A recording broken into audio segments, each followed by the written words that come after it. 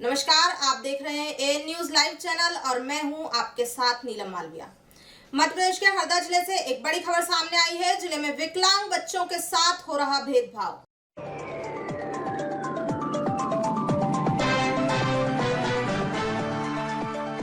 जिले के वार्ड क्रमांक 17 पाठक कॉलोनी निवासी प्रवीण पारे का 19 वर्षीय पुत्र प्रजय पारे विगत 13 वर्षों से मस्कुलर डिस्ट्रॉफी नामक लाइलाज बीमारी से पीड़ित है, परंतु सरकार द्वारा इन्हें किसी भी प्रकार की सुविधा नहीं मिल पा रही है।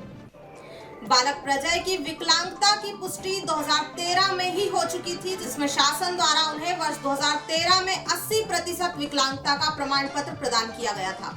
बालक प्रजय के परिवार द्वारा सरकार से कई बार इस प्रमाण पत्र को लेकर विगत 7 वर्षों से मदद की गुहार लगाई जा रही है, परंतु सरकार द्वारा इन्हें बार बार गुमराह कर दिया जाता है।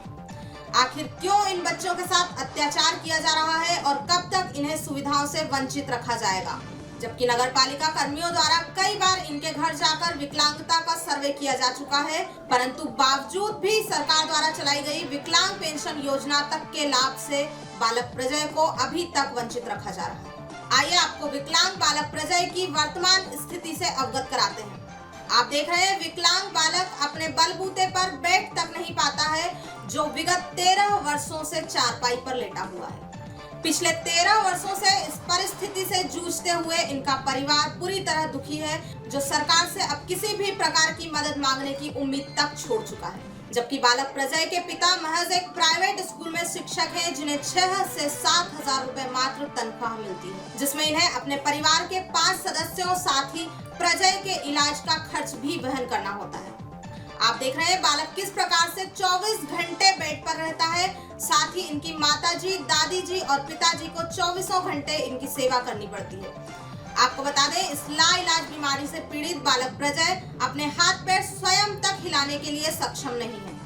इनकी विकलांगता वर्ष 2013 में 80% थी, जो अब बढ़कर महज 100% के बहुत करीब पहुंच चुकी है। इनका परिवार और इनकी माताजी 24 घंटे इस विकलांग बालक की सेवा करके बहुत दुखी हो चुकी है। आइए इनसे बातचीत करते हैं, इनकी माताजी का क्या कहना है। आपका नाम? जयश्री पारे।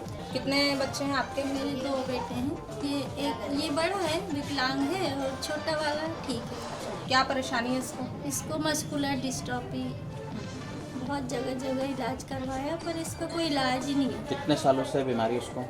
इसको है तो 6-7 साल का था जब से है, लेकिन जब 8-10 साल से ज़्यादा हो गई। अभी क्या उम्र है बच्चे की? अभी उम्र है 19 साल। 19 वर्ष है उम्र है। हाँ, और लगभग 6 वर्ष का था तब से ये बीमारी है। हाँ, जब से है। यानी 13 वर्षों से बीमार है। शासन के द्वारा आपको कोई सुविधा, विकलांग पेंशन योजना कुछ बच्चे को नहीं मिल रही? कुछ नहीं मिल रहा। आप लोगों ने अप्लाई किया इसके लिए? हाँ जी, किया। कहाँ पर अप्लाई किया था? नगर पालिका में किया था। क्या हुआ उसके आगे?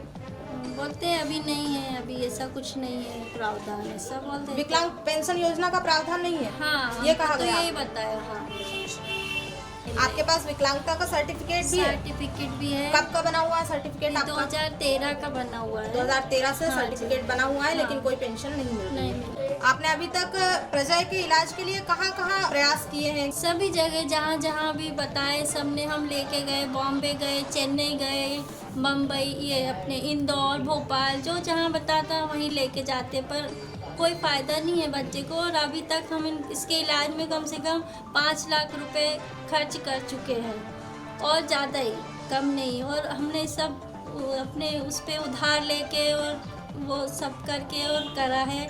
बहुत परेशान हैं हम अपने इस बच्चे को लेके, कोई मदद नहीं है शासन द्वारा हमको। आपने 5 लाख रुपए खर्च किए, ये 5 लाख रुपए आपने कर्ज पर लिए हैं?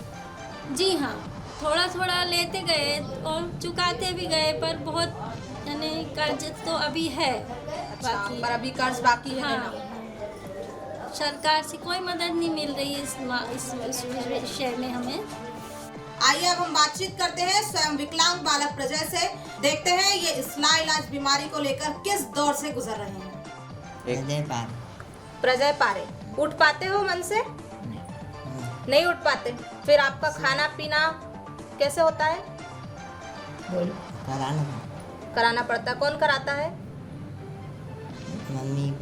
मम्मी पापा कराते हैं। दादी जी सेवा करती हैं। हाथ पैर से बिल्कुल कुछ नहीं बनता? कितनी उम्र है आपकी? 19 साल आपकी उम्र है। इनकी दयनीय स्थिति देखकर भी शासन एवं प्रशासन हो रहा लापरवाह, नहीं दिया जा रहा इन्हें सरकार की पेंशन योजना का लाभ। कई बार हम जन सुनवाई के लिए भी गए, लेकिन हमें आश्वासन दिया गया, आज तक शासन ने कुछ भी नहीं किया। इधर मेडिकल इधर भी हमें बोला गया कि समय समय पर इनकी जांचें वगैरह होंगी, इनके लिए फिजियोथेरेपी के लिए भी यहाँ वो किया जाएगा, व्यवस्था की जाएगी।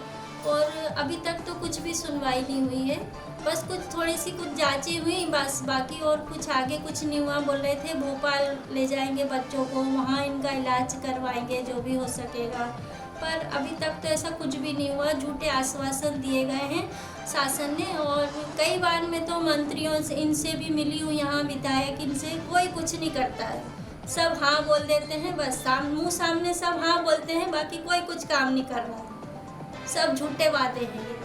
और अभी अगर चुनाव आएंगे तो घर घर जाके पैर पड़ेंगे हमारे को वोट दो वोट दो, और बस फिर वापस वैसे के वैसे। कोई कुछ किसी का ध्यान नहीं रखा जाता कि किस बच्चे को क्या प्रॉब्लम हो रही है, किस मोहल्ले में किसको क्या परेशानी है, इसका कोई ध्यान नहीं रखा जाता। मंत्री बन जाते हैं उसके बाद तो उनके भाव बहुत बढ़ जाते हैं, उनको तो देखते ही भी नहीं हैं वो लोग, इतना इन्हें सिंहासन पे बैठ जाते हैं।